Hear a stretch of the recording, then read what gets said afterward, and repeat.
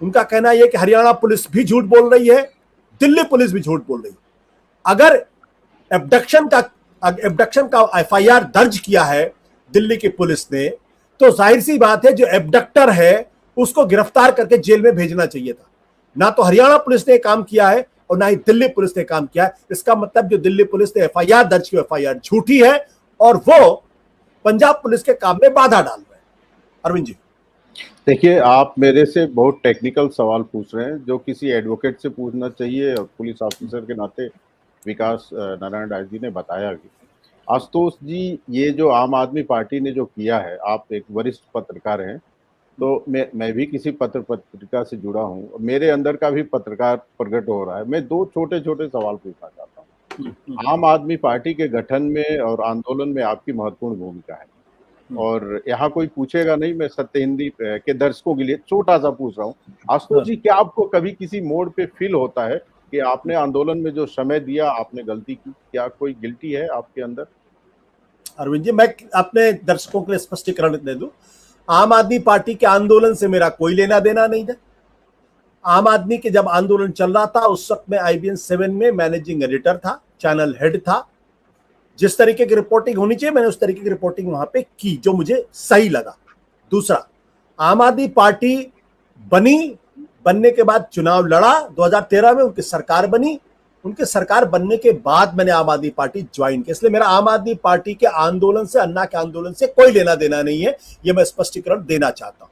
दूसरी बात, मेरा सवाल यह था कि चूंकि आप भारतीय जनता पार्टी के प्रवक्ता हैं, दिल्ली में कानून व्यवस्था, लॉ एंड ऑर्डर, ये सीधे अमित शाह के नीचे आता है और हरियाणा पुलिस में भी भारतीय जनता पार्टी है। क्या आपको लगता है कि हरियाणा पुलिस और दिल्ली की पुलिस ने झूठ बोला? अगर एफआईआर उन्होंने एब्डक्शन की अगर दर्ज की है, तो जिन्होंने अपहरण किया उनको गिरफ्तार क्यों नहीं किया, जो राय साहब कह रहे हैं? देखिए, इस पे मैं जवाब देता हूँ। एक दिल्ली हाई कोर्ट का डिसीजन है, वो है 2019 अक्टूबर, यदि मैं ठीक से याद कर पा रहा हूँ तो 18 का, और केस है संदीप कुमार वर्सेज स्टेट का। उसमें दिल्ली हाई कोर्ट डिसीजन ये देती है कि दिल्ली के अंदर कोई गिरफ्तारी होती है तो उसका पैरा 15 के सब पैरा 5 में कहा गया है कि कहीं बाहर की पुलिस आती है तो उसको सबसे पहले दिल्ली पुलिस को इन्फॉर्म करना पड़ेगा, नंबर 1। उसका सब पैरा 6 कहता है कि दिल्ली में आने के बाद दिल्ली पुलिस के थ्रू जाके वो गिरफ्तारी करेगी। और उसी में सब पैरा 21 है, वो ये कहता है कि यदि बाहर की पुलिस इन दोनों मापदंडों का पालन नहीं करती है तो उसके खिलाफ आपराधिक मुकदमे बनते हैं।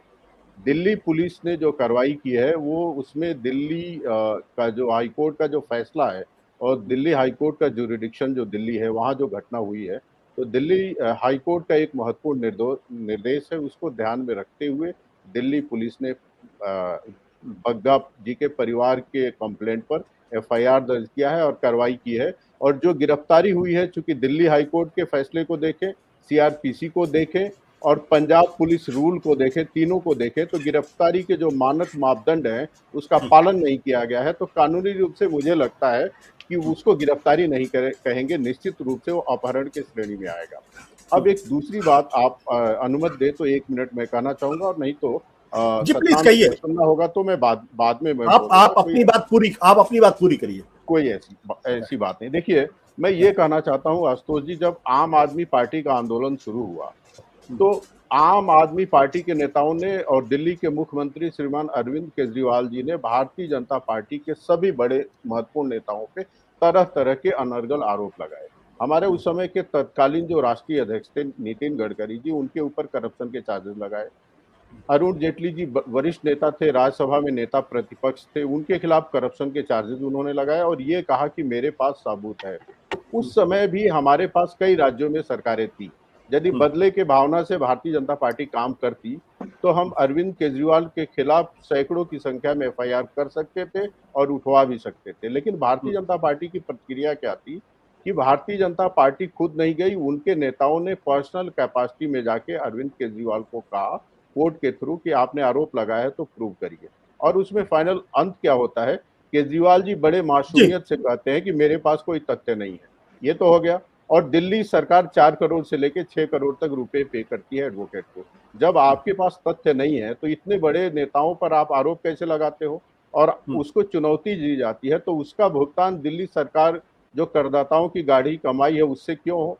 तो मुझे लगता है कि भारतीय लोकतंत्र में देखिए, भारतीय जनता पार्टी और भारतीय जनता पार्टी के पूर्ववर्ती भारतीय जनसंघ ने, आप उसको अच्छा कहिए या बुरा कहिए, आपकी स्वतंत्रता है। लेकिन हमारे जो इश्यूज रहे हैं, डे वन में जो इश्यूज थे आज भी थे। हम कश्मीर की बात तब भी करते थे, आज भी कर रहे जी हैं। हम राम जन्मभूमि जब उठाए थे तब भी करते थे, आज भी जी कर जी रहे हैं। हम कॉमन सिविल कोड की बात तब भी करते थे, आज भी कर रहे हैं। हम इश्यूज के साथ खड़े हैं।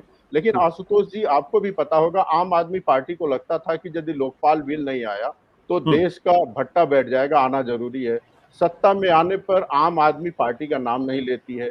दिल्ली में आप जब इलेक्शन लड़ रहे थे तब भी आम आदमी पार्टी कह रही थी, माफ करिए आपका नाम मैं ले रहा हूं, नहीं नहीं कि कोई बात नहीं। हम दिल्ली के मोहल्लों से पूछेंगे कि कहाँ शराब की दुकानें होना चाहिए, कहाँ नहीं होना चाहिए। हर मोहल्ले में सरकार की और बिना बिना पूछे दुकानें खोली जा रही हैं।